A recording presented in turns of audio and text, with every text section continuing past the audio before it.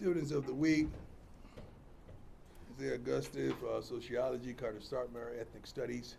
Last week, Gage Goldberg, real estate, Cole Mathis, exploratory studies. 2 weeks ago, Malachi Murphy, integrative physiology. I started to say psychology, but that don't make sense. Physiology. And Zach Owen, sociology. Amen. Alamo Bowl, CU's 31st bowl game, but just our third in last 17 seasons, which is a wow. This is our fourth trip to the Alamo Bowl, which is awesome. Did a press conference for them last week. It was phenomenal. I'm thankful that we're chosen for the Alamo Bowl. I don't take this kind of stuff for granted, you know. It's a blessing, and we're in Texas, where it all started for me, coaching-wise, and to go to a bowl there is phenomenal. 9 wins, 7 conference wins. We had just second 9-win season in the last 22 seasons. 7 conference wins for the 8th time in CU history. Travis Hunter, he won everything but the Thorpe. That's what he said. I ain't say that. He's right here. Won everything but the darn Thorpe.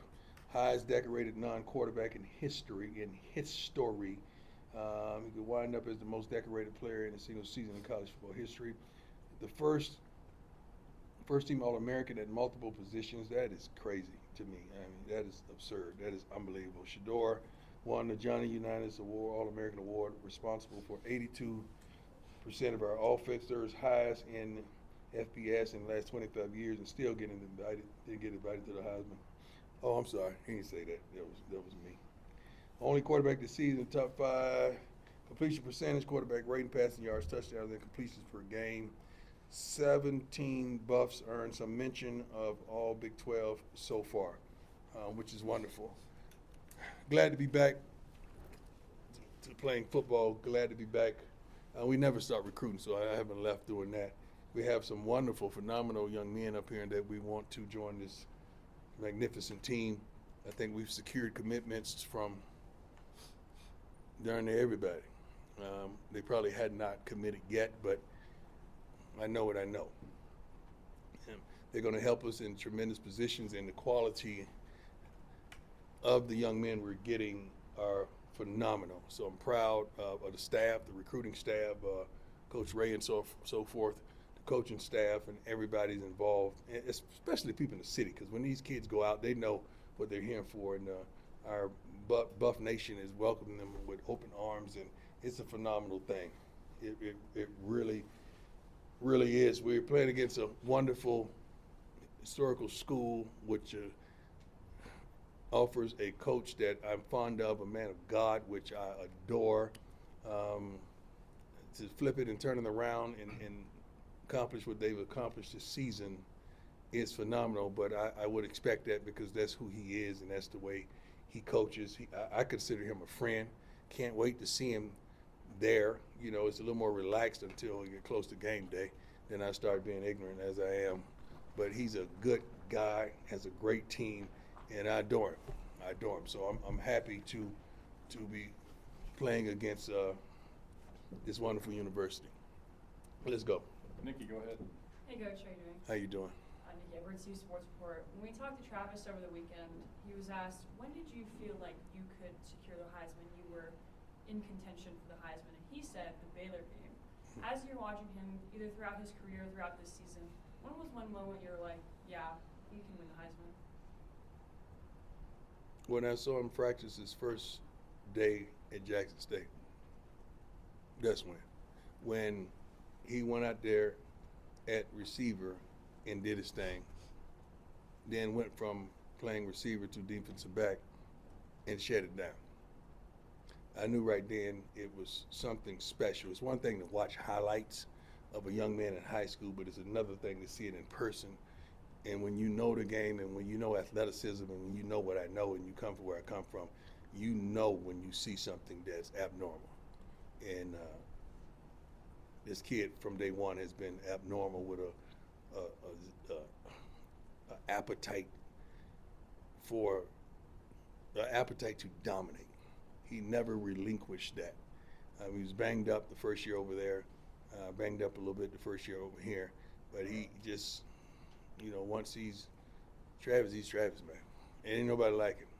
I don't think we'll ever see that in quite some time. I don't think we'll see it because most of our coaches in college football won't allow it because they can't fathom it. They can't fathom a kid that's able to do that, and you're gonna have they gotta do management, roster management of this guy crying, and you paying him a handsome salary in a collective or whatever they want to call it, NIL, which is not, it's collective. They're not gonna allow it. I'll allow it because that's who he is. That's what he is. Why would I want to change a guy that gracefully selected us to coach him, and I knew what he had in him, and I've done it myself at the highest level. So I could see through the bushes in the fog, in the inner cities, in the suburbs. I could see through all that and understand what that young man is. And I allowed him to be unapologetically who he is. Marlon, go ahead. Marlon Scholes from Rough Report. You talked a bit about Coach Satake in your opening statement. Yeah. But there's some really explosive players on that BYU team. What Yeah. do you see when you watch them on tape? I see a consistent team that can run the ball, they can throw the ball, they defend well.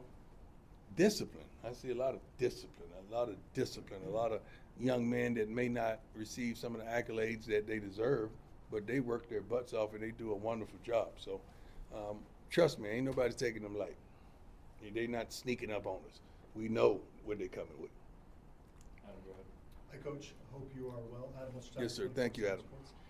First chance, getting a chance to talk to you since the high school signing grade. Yes, sir. So I wanted to ask you about Julian Lewis. Obviously, you guys made him a priority quarterback early in that class. Mhm. What was it about him that very early on in your evaluations with quarterbacks made him stand above the other guys? I think smart coaches at this level understand what has worked for them, and they try their best to replicate that. Shador's worked really well for us. He has a wonderful father in his life. Father has always been there. Father that knows the game, and the father that's hands-on. I saw a lot of similarities in the way Julian's life has been structured. Speaking to his father a multitude of times, understanding how he came up, what he wants out of life, what he wants out of the game and from the game, and what he gives to the game. Some similarities are unbelievable. So you want someone of that nature. The kid that we got from Texas in the slot that's killing everybody. Jimmy Horn. That's Jimmy Horn. That's LeJounte. So you try to find those guys that have been good to your program, and you identify them, and you just try to your best to say, okay, I want the character of this, I want this and that, I want this, and I'm not giving up on. I'm not saying that I'm going to accept that foolishness for that. I'm not doing that. I want what I want, and I'm going to get it, or we'll go to the next kid. But that kid right there, man, he's everything that we desire in a quarterback. He's smart. He could make every throw. He has a pocket awareness, pocket presence. He is a darn leader. But most of all, he's a winner. People forget that category when you're looking at quarterbacks. Are they winners? We have one right now, and we got one coming in, and we got one on campus right now as well. They're winners. That's the intangible that you want. You don't want to get a guy that's got his butt kicked his whole life. What is that going to do? What is he going to say on a TV timeout to his team when he gets to a pivotal point in the game and he's always lost? I don't want that. Not at all. Not leading our team. Go ahead, Pat. Hey, Coach. How you doing, sir? Nice to see you. James Franklin yesterday talked about the difficulties of planning for a game. And Who's that? James Franklin of Penn State. Okay. And just the difficulties of navigating a game and the transfer portal. How do you, with players entering it and all that, how do you plan for a game and the transfer portal? Well, you mean this like a bowl game? Yeah. Transfer portal should be no surprise to you. You know you're probably going to lose two guys you didn't expect, and you're probably going to gain several guys you didn't expect. But you got to have a board, and you got to do your study. You got to understand this is what's going to happen, and I'm prepared for that. I know this is going to happen. So I don't think the portal has ever been a surprise to us. Not at all. Even the bowl game.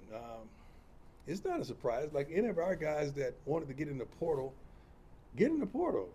you're not going to come here and practice and eat and be merry and have a Merry Christmas with us and leave right after the game. I call that using somebody. You're not going to use us. No, I'm going to help you by all means. And I've helped several players get to other schools already along with the staff.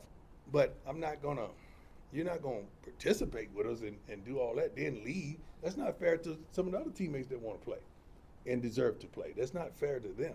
So I don't think it's difficult to navigate around the portal. I just think the portal is surprising some of these coaches that didn't understand what it was. I understood what it was day one, don't you think? From the way we attacked it, from the way, I know we got a lot of criticism for it, but we did this in Jackson. Not only that, I did this in youth. Like when I was coaching youth football, we started with nothing and it had to be something. We had to go get everybody at the portal from 5-year-old kids to 12-year-old kids. That means from other teams. They had to come to our organization in the first trial. We had 1,500 kids at the first trial.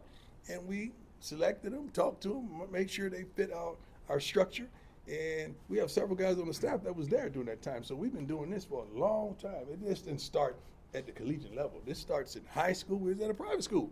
Where you get private school kids from? Public school. Public school. What is that?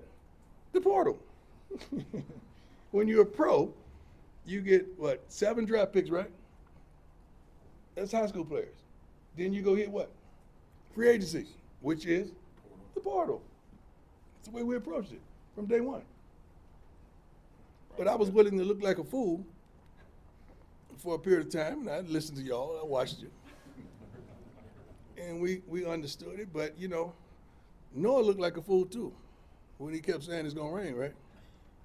When he was building that ark, until that rain came.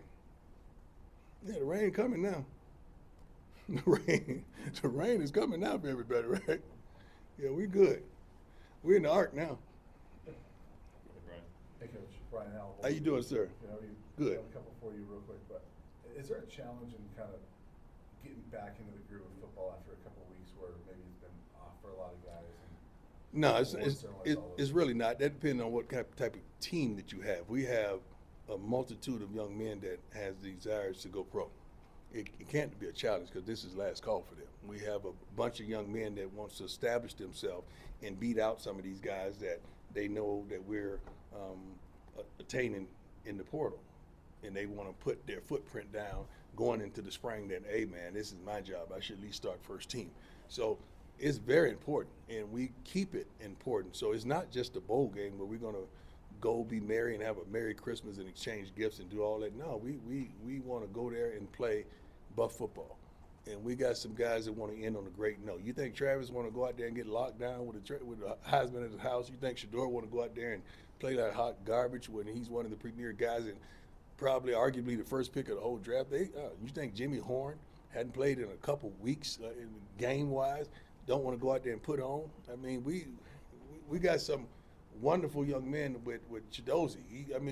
We got a lot of guys that want to ball out, and I can't wait to see them. I think we even had a fight at practice today. I don't recommend that, but I was proud of that.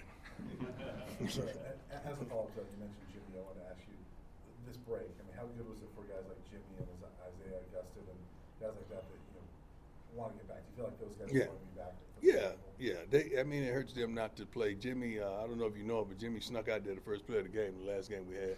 He wasn't supposed to be on the field, but he snuck out there and got the first play in. And guess what he did? I think he put a DB on his back. So that's the Jimmy Horn. Then we realized he snuck out there. We got him off the field so he wouldn't get injured. But that's the Jimmy Horn we know and love. Go ahead. Coach Leo Barrow, Scobo Sports. What aspect of the game do you feel your team has improved on the most from start until where we are now? We're just believing. Overall believability that what we possess inside our locker room is good enough to win. We just got to go there and do what we are capable of doing and not have any letdowns, but to play our games. Especially when we could run the football and give Shador the time that he needs to have a little more balance. It doesn't have to be 50-50. It could be 70-30, but when we run, we got to be successful with running the ball. And defensively, you know the formula, stop the run, make them throw. That's who we are. Hey, Coach, Jack Harlow. Jack Harlow. Jack, let me tell you something, dog. Let me tell you something. One of my guys that's a good friend of mine watches the press conferences every week, and he said he got on me because he said, I couldn't believe you didn't know you know, what he was saying, Jack. You know, Jack. But you got a fan base, dog. Yeah, you got a fan base. You got a fan base, man, and everybody wait for you to come in with that signature voice. It's wild. Yeah. So I'm proud of you, man. Thank you. Yeah. Am I following you yet? On Twitter? Yeah. I'm not sure. Sam, make sure you follow Jack, man. Jack_CAR. Jack _CAR, right? Carlo. Huh? LOUGH. Say CARLOUGH. LOUGH. You got that, Sam? Everybody listening, you got that. Yeah. Don't think he don't understand how to get followers now. I got you. You can blow. Hey, blow him up, please. Everybody follow. How many followers you got right now? Like 1,000. You got to. Hey, let's get him to I'm not five. big on Twitter. I'm not a big Twitter guy. Let's get him to $5,000 after this press conference. By the end of this day, let's get Jack to $5,000. All right? Put that out for me, Sam. Nearly put that out for me. At the end of the day, we need Jack at 5,000 followers. All right? Cool. All right, let's go. Thank you, Coach. Let's go. Thank you. You talked a little bit about Jimmy Horn earlier, Mhm. but how big is this Alamo game for guys who are trying to, give NFL scouts one final look? It's huge. It's huge. LeJontay, Will, who else on the offensive side of the ball? Justin. I think that's it on the offensive side, right? On the defensive side, we have several young men. Even Gant. I mean, Gant is working his butt off to try to get in the rotation because we're a little light at linebacker right now. Although JB's back. God bless JB. Dog came in my office, and I know he didn't want to go nowhere. I said, man, what is wrong with you? And sometimes these young men are just confused, and they're hearing all the outside noise, and they think that's the best thing for them. And I always tell them, no, I don't recommend you jumping into the portal unless you know you probably going to have a home. And I saw something the other day about some quarterback. Was it the Texas guy? They said he had an offer for, what, $4 or $5 million? How you get an offer and you're not in the portal? How does that work? Because we don't do that. Like, how does that work? How you get an offer when you're not in the portal? So who does that? I'm happy for the kid. When I heard that, I wanted to see if Shador had any more eligibility. So you help old Pop out. I'm just joking. I'm sorry. What else, Jack? Yeah, I think you answered just NFL guys. Yeah. Well, those guys it's important for them, and it's important for us to highlight them and make sure they get the reps they need to showcase their talents. But they've had an entire season, but we want to make sure they go out right. We really do. Couple more, Jason, go ahead. Hey, Coach, good morning. Jason Jones, Sports Illustrated. Yes, sir. One of your more famous sound bites Mhm. from last year, you better get me now, Yeah. is where you sit today, headed to a bowl game, could put Peggy on a plane, recruiting seems to be going very well. Is this just the plan executed on Yeah. your behalf? Yes, sir. Yes, sir. This was we've been in this situation, my man. When we were at Jackson, and I think in that spring we were 4-3, and just I think the only reason was the fourth game because they forfeited. Ain't nobody want to play, so I knew it then. We didn't have what we needed to be who we wanted to be, but I knew, like, you better get me down, because when we regroup and all these kids are eligible to play in the fall, we're gonna be something special, and we end up winning the SWAC. And God bless Jackson State, TC, Ashley, all those people. They won the SWAC championship. Not SWAC championship. They won the whole Celebration Bowl. So that's awesome. Awesome. I love them. I appreciate them. They've taken it to yet another level, and that was the plan all along. Back to what you were saying. This has been the plan, but we're not satisfied, and we're not done. We're still on our way. We're still going. We're still coming. Like, we're still got some things to do, some pieces of the puzzle to add. But it's much easier when you win. It's much easier. And then when we look at the games that we didn't come out on top, we got our butts kicked in Nebraska. We'll give them that. No, I ain't giving them none. They took it. But the other two, we had chances to win. We laid down like never before in Kansas, and we got our butts kicked against Kansas State, I believe, because we had, I think, a plethora of receivers go down, right? Mm-hmm. And then we had the Heisman Trophy winner go down as well that game. So that disarmed us quite a bit. That's why you got to have depth, and that's something that we're trying to attain right now. A great question, my man. Scott, go Coach Scott Proctor at DNVR. How you feeling? Good, sir. Thank you. You really don't care. You just wanted to ask because he asked how I was feeling. You really don't care. When you looked at me, you didn't really look like you cared how I felt. It was just part of your conversation. That sounds like an assumption, Coach. I always ask how you feeling. I'm just messing with you, man. I wanted to ask about someone that you just alluded to in Jeremiah Mhm. Brown. He withdrew from the portal. Right. Obviously, going to be back to Colorado. I know you guys go way back. How excited are you for I'm him to be happy. back in the fold for the bowl Man, game? Jeremiah's like my kid, man. He's like my kid. You know, we played against him in high school. His head coach is one of my best friends, like a son to me, Corey Fuller. And Jeremiah took a chance on us, took a chance on me. And he came to Jackson, and he's always been a hard worker, always did his job, and always been just a good dude, a fisherman. We have an affection for that, which we share tremendously. And I was in Texas, you know, relaxing, praying, and trying, because I got to make some heavy decisions on kids and life and all of that. And when I saw that happen, I'm like, why didn't Jeremiah call me? He called me about everything else. He calls me every time he catch a decent-sized fish. He want to call me, and he didn't call me for that. So I knew he was being influenced by something else. So when I got back, you know, he came to the office, and I was like, "You changed ever since you got them pretty new teeth in your mouth. You changed. You're not the same kid." And that broke the ice, and he's like, "Coach, you know I didn't want to go." I said, "What we doing? What we doing? You know I love you, boy. I love you too, Coach." And he started crying and boo-hooing, and we got it right. I don't know if it's an NCAA violation, but I gave him a fishing rod. It was laying around the office, so I really didn't give it to him. He picked it up and walked out with it. Right? He took it? Yeah. Yeah. So Borrowed. right. That's NIL. Okay. NIL. Collective deal. Yeah. He got some appearances to do. He's watching 3 cars. Right? That's his appearances for that. But I'm so proud that he's back because I love him. He's like a son to me. So I'm glad we got that straight. Last one, go ahead. Coach from Night News, you had good experiences as a player in the bowl experience for yourself in college. What do you remember about those moments, and how can you relate those moments to your team? Great question. To enjoy this time. Great question. Great questions. The thing that I remember the most about a bowl is the stuff. Like we wanted to walk in the room, and on our bed they had a bag full of stuff, and we went through the stuff. I think it was a cassette player.